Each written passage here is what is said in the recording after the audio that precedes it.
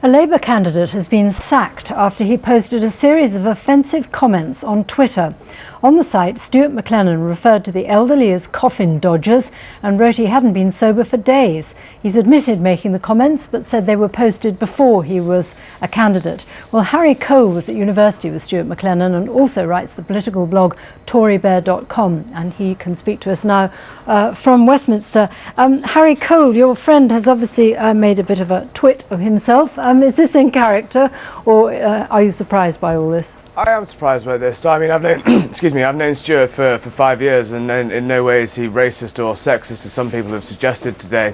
What has happened is I think he needed to take a long, hard look at what he was posting online and rein in his slightly close to the bone sense of humour. And obviously, some of the things he did write were very offensive.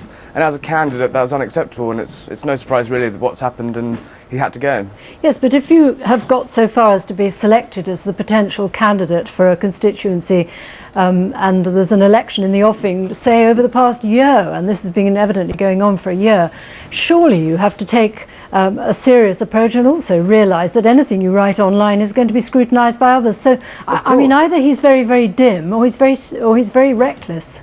I think it was quite reckless, and I think what candidates really have to remember is anything that you wouldn't want plastered across the nation's media, put on a billboard on the side of the House of Commons, you shouldn't put online. They're saying this is the social media election, and it's claimed its first scalp.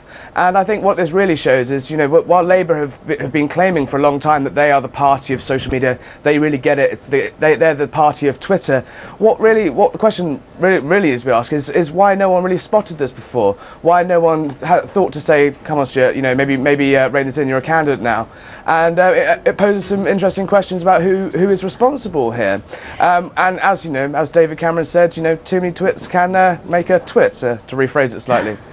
From what you're saying, you're almost implying that Twitter lulls people into a false sense of security about the exclusivity of what they're saying, and also Absolutely. The sort of people they're talking to. Absolutely. You've got to remember that it is purely, it's like shouting out at the top of your voice. Someone's going to overhear you, someone's going to see it. And now I'm sure a lot of people have said things that in jest in a pub over a few drinks that, you know, they'd say to friends and laugh, and it's you know, they think they can get away with it, and they probably would. But when you put something in writing, people always forget that the internet lasts forever, and there's always people out there who are your political opponents, who would want to, you know, watch you slip up.